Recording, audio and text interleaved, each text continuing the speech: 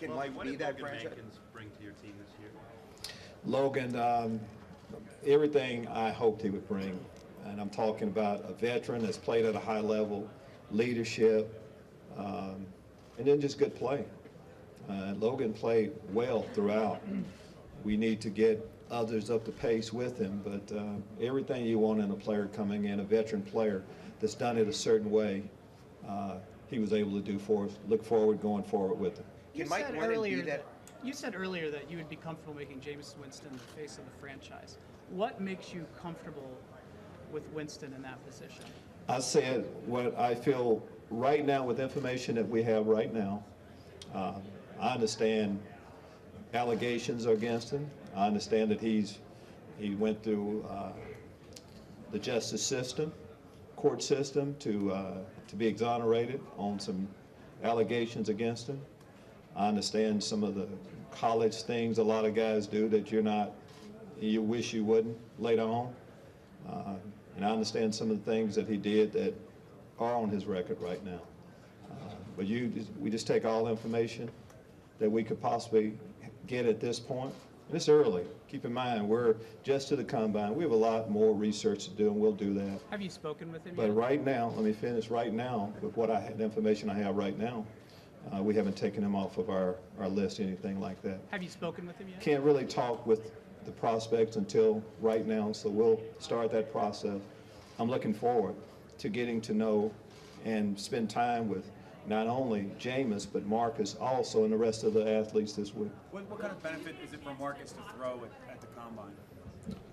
What's the question again? What kind of benefit is it for Marcus to throw at the combine? Oh, I think whenever you get an opportunity to prove to people what you can do, we haven't seen any of the players live, get a chance to compete. I mean, all your competition that you'll have throughout the rest of the time before the draft is here. And for a player to choose to work out in this environment, that's probably not ideal. First time for the quarterbacks they've thrown here, for the receivers, first time they've caught the ball outside in this environment, it says a lot about them.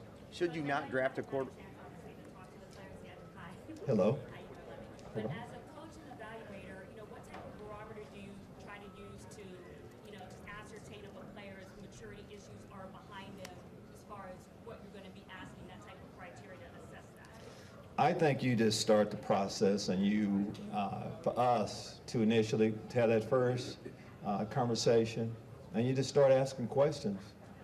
And on a lot of different topics, of course, we understand the obvious one. We do our research. And then there's a lot of people for us to talk to. We've talked to a lot of people so far on both of the players. If we're just talking about quarterbacks. And we'll continue to do that. I think you just start the process. And in the end, you gather all the information that you have and you make a decision. And for us, of course, when you have the first pick in the draft, it'll be an organizational decision where everybody is on board with whoever we decide to go with. Ownership, of course, personnel, and of course, coaching. Can Mike Glennon be the team's future franchise quarterback? Yeah, I think you can definitely say that Mike can be a quarterback that can play at a high level in this league. And for us, I mean, we have one quarterback on our roster. You look at my comments I've made about him, yes, I think he can be that. Lovie, there's been a lot of talk this offseason about potential rule changes. Is there any pet rule that you'd like to see changed? And particularly, what do you think about expanding replay potentially to include pass interference calls? Well, I have definite opinions on that. I think the rules we have in place right now they're there for a reason. But I think any way that you can make a wrong right during the course of a game, whether it be penalties, any part of the game, I think eventually that will help our game. What's the challenge in evaluating Mariota when he didn't play in a pro-style system in college? I've heard a lot about this pro-style system in college, but I think if you look at a quarterback, I think there are some offenses you can run in college that maybe will get you more ready to make that transition. But it's a transition for any college player coming to the NFL. And in Marcus's case, he ran an offense that most teams in the league don't run, but I see him scrambling around. I see him making decisions.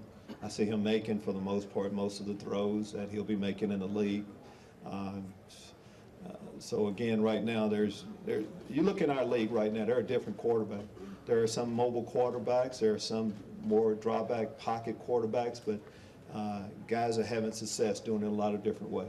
It's harder to project when you compare a guy who has played in a college style or as opposed to I think it probably helps a little bit if you've done more of the things that you'll be doing in an NFL game, but a lot of this is about projections, though, really. Do Winston's issues off the field weigh any differently for you because of what happened, so many high-profile cases this year in this NFL season?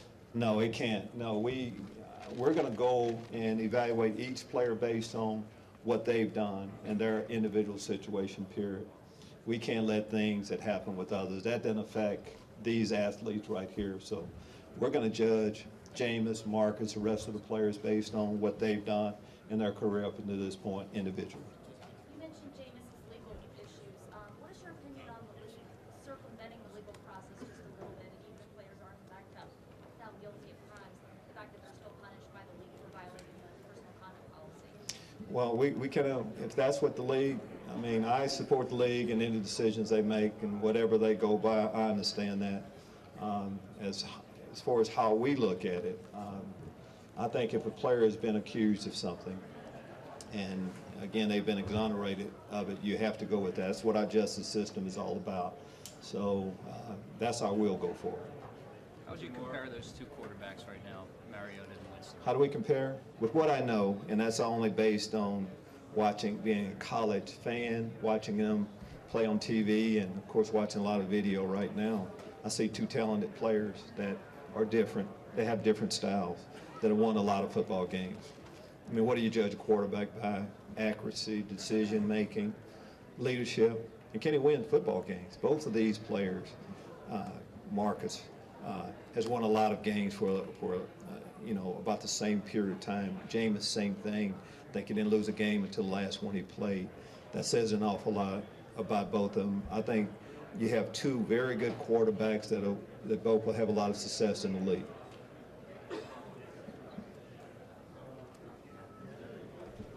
How about their particular styles in the offense that you run? I mean, do you factor that in at all when you're making this evaluation? Yes, we will. We would have to, of course, but again, we need a quarterback that can throw the ball and make a variety of throws.